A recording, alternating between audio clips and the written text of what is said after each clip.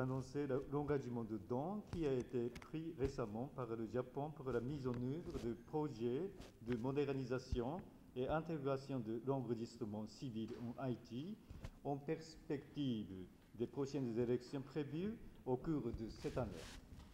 Ce projet d'un montant global de 120 000 $ américains est financé dans le cadre du programme intitulé Aide sous forme de dons aux micro-projets locaux contribuant à la sécurité humaine APL et a pour le but d'améliorer le service de l'enregistrement civil fourni par l'Office national d'identification en partenariat avec l'OUA.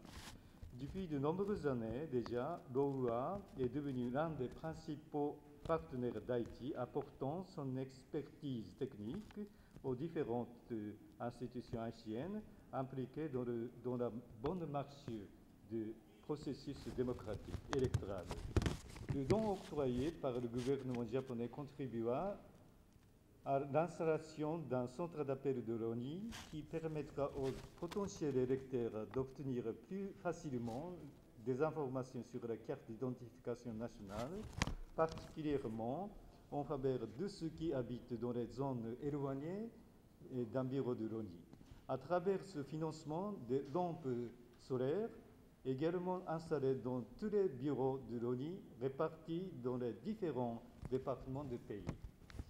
Comme nous le savons, de nombreux électeurs potentiels actuellement n'ont pas encore la carte d'identification nationale en Haïti. Autrement dit, ils ne peuvent aucunement accéder au plein exercice de leurs droits civils et politiques tels que garantis par la Constitution haïtienne. Pour cette raison, nous avons décidé le financement de ce projet qui pourra favoriser et consolider la démocratie et la paix sociale en Haïti, en souhaitant que le gouvernement haïtien puisse organiser de meilleures élections. L'année 2014 étant une année électorale, nous formulons le vœu que tous les acteurs de jeu démocratique comprennent l'urgente nécessité de continuer le processus démocratique après le dialogue interhaïtien sous les bons auspices de l'Église catholique afin d'arriver dans un esprit participatif et convivial au renforcement des institutions étatiques, au renouvellement harmonieux du personnel politique et au développement durable et de la nation haïtienne. Le gouvernement du Japon annonce son soutien au processus électoral haïtien grâce à une collaboration financière de 120 000 $ américains. Nous l'en remercions cordialement et nous nous réjouissons de voir qu'encore une fois, ce support offert à l'ONU de notre partenaire international puisse perdurer et aider cette institution qui est vraiment clé à la citoyenneté démocratique du pays. Cet apport financier du Japon nous sera remis à l'OEA. Comme vous le savez, nous sommes un partenaire de longue date de l'ONU et l'OEA assumera l'utilisation de ces fonds à travers un projet actuel, un programme de support technique et financier à l'institution. En effet, l'OEA collabore avec l'ONU depuis sa mise sur pied, je dirais, sa création en 2005, une étroite collaboration qui a facilité la modernisation et l'intégration du registre civil haïtien. Depuis, à peu près 6 millions d'adultes ont été enregistrés gratuitement et sont maintenant prémunis d'une carte nationale que nous appelons communément en Haïti la SIN. Donc, cette carte est grâce aux contributions financières principalement de l'ACDI et aussi au début du projet, l'Union européenne et la USAID ont été des partenaires financiers. Toujours à travers ce projet depuis 2005, l'OEA a pu seconder aussi l'ONU dans la mise sur pied de ses 141 bureaux à travers tout le territoire national. Disposant de mesures de sécurité biométrique, nous le reconnaissons tous et toutes, la SIN, c'est la carte numéro 1 d'identification en Haïti. De plus, elle est requise pour plusieurs transactions, que ce soit à caractère commercial ou social. Ça nous permet d'ouvrir une entreprise, s'ouvrir un compte de banque, s'inscrire à l'université, d'obtenir un emploi et de bénéficier de programmes sociaux. la CIN est le seul document qui permet aux Haïtiens ou aux Haïtiennes d'exercer leur droit de vote. Mesdames et messieurs, je profite donc de l'occasion qui m'est offerte pour remercier encore une fois chaleureusement le gouvernement du Japon de cette belle contribution, mais aussi je vais prendre l'occasion pour rendre hommage aux autres collaborateurs financiers qui actuellement supportent l'ONI à travers le programme de l'OEA, et je parle ici de la Suisse, je parle des États-Unis et du Canada. Je tiens aussi à saluer le leadership de Monsieur le Directeur général. Monsieur Saint-Cyr, vos capacités de bon gestionnaire sont d'autant plus importantes maintenant comme il y a un travail accru à l'approche d'une autre période électorale. Il y a plus d'Haïtiens et d'Haïtiennes qui viennent s'inscrire. Donc, bravo pour votre bon travail. Nous sommes de partenaires de longue date et nous connaissons bien le travail que vous pouvez faire. Nous vous félicitons de cette belle entreprise. L'OEA a toujours fait du soutien des institutions nationales l'une de ses grandes priorités, notamment en Haïti, mais partout dans les Amériques.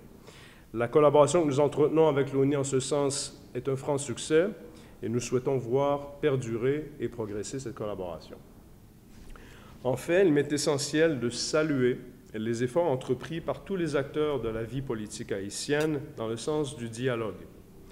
Nous considérons que ces efforts constituent un premier pas vers un consensus national et nous souhaitons sincèrement, mais sincèrement, que l'issue de ce dialogue mène au lancement d'élections sans tarder davantage afin de permettre des élections inclusives et transparentes qui, nous le savons bien, favorisent un climat de stabilité et de développement socio-économique pour le pays. Nous saluons, encore une fois, j'en profite et je réitère ce que j'ai dit tout à l'heure, ce premier pas, ce dialogue qui, nous croyons, va mener vers un dialogue d'autant plus inclusif plus tard et vers un consensus national qui est vraiment nécessaire.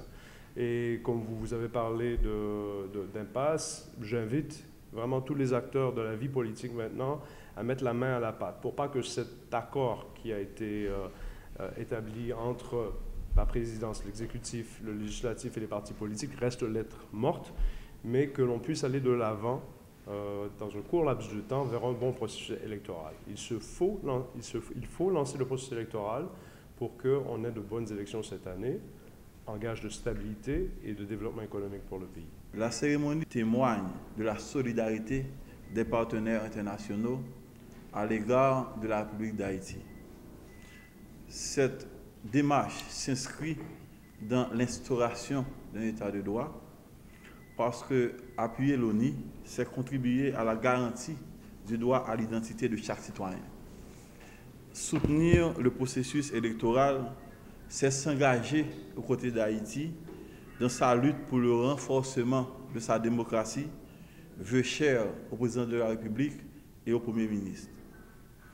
C'est ainsi le moment pour moi d'adresser mes sincères et profonds remerciements à toutes celles et à tous ceux qui sont à la base de cette louable et heureuse initiative. Cette initiative, comme vous le savez, est prise dans l'intérêt et en faveur du peuple haïtien. Il ne fait pas de doute, mais bien le moins, que celle-ci se trouve ou trouve son articulation dans les engagements pris par les autorités haïtiennes au plus haut niveau pour améliorer de façon substantielle le niveau, ou du moins la qualité de vie du peuple haïtien. Le droit à l'identité est avant tout un droit fondamental. Mesdames, Messieurs, je tiens par mon organe à remercier le gouvernement du Japon pour son soutien au prochain processus électoral à travers cette contribution financière et nous souhaitons vivement de voir perpétuer son support à l'ONU ou son support à l'État haïtien à travers son organe exécutif en matière d'identité qu'est l'ONU. Je remercie également l'Organisation des États américains, qui est un partenaire privilégié pour l'ONU. Depuis sa création, comme l'a dit M. l'ambassadeur, on a toujours une collaboration parfaite et je peux le dire sans embâche, cette collaboration a contribué à l'essor et à l'avancement de l'ONU. Cette collaboration a été matérialisée par le passé, par le financement soit de l'USAID, de l'Union européenne ou de l'ACDI, et maintenant c'est le cas du Japon qui, je dirais, diversifie les sources de financement de l'ONU, ce qui va nous aider à améliorer notre performance. L'ONU en est très reconnaissant, Monsieur l'ambassadeur. Rappelons toutefois que sur les multiples missions de l'ONU, si certaines ont significativement évolué dans les programmes de coopération antérieurs, d'autres ne le sont pas autant. Notamment l'identification à la naissance, qui pour nous est une étape fondamentale et importante, l'enregistrement des mineurs, l'enregistrement des Haïtiens vivant à l'étranger, l'installation des terminaux d'authentification des cartes, qui est souvent demandée et sollicitée par les partenaires qui reçoivent les citoyens, reste jusque-là de grands défis à relever. Mesdames et messieurs, je veux, pour terminer, réaffirmer l'engagement de l'ONU à travailler à la production, dans les délais prescrits par la loi, de la liste électorale générale, la LEG. Ceci constituera le point de démarrage du bon déroulement du prochain processus électoral. Nous-mêmes, à travers ce centre d'appel, nous pouvons permettre que les citoyens fassent un suivi de l'état d'avancement de la production 4. Par exemple, ça que nous avons dit, nous avons des doléances, mais ça que nous remarquons, c'est qu'en temps normal, nous n'avons pas une capacité pour nous répondre à requête. Le monde a besoin qu'on ait, est-ce que 4 paraît déjà, est-ce que dans le bureau côté fait là déjà, etc. Maintenant, là nous connaissons que par l'élection, et ça nous vit déjà, nous prenons on demande beaucoup plus importante, parce que tous 6 millions d'électeurs, tant que Jean, ambassadeur, tant que Jean, chef d'affaires en dit là, il y a besoin qu'on ait qui ça va avancer. Et qu'on y a nous-mêmes, par le passé, nous sommes toujours dépassés par le requête. Et suite à ça que nous pensons à mettre un bureau, côté par un lot d'opérateurs qui a pris un téléphone, mais qui a desservi de façon beaucoup plus intéressante. Parce qu'il y a dédié que à ça. Il y a là, il y a bien une série de téléphones, il y a placé l'environnement qui est agréable et qui permet de prendre disposition pour remettre ça. Et chaque monde, nous parlons d'une série de codes courts, côté monde, nous parlons d'un chiffre court 85, 85, 55, 55. Pour lui-même, ça me des exemples, parce que nous sommes beaucoup d'accord avec Conatel, qui exactement qui ça code pour ça va lier. Une fois que nous avons fait 3 chiffres, il y a un non-lit, et puis il y a dit que 4 il est actuellement en production. 4 qu'on y a, il finit de produire par le voyer dans le bureau côté où il y a. 4 disponibles dans le bureau qui va se récupérer. Je pense que ça soit un élément fondamental qui pourra gérer un peu de frustration que nous vivons autrefois.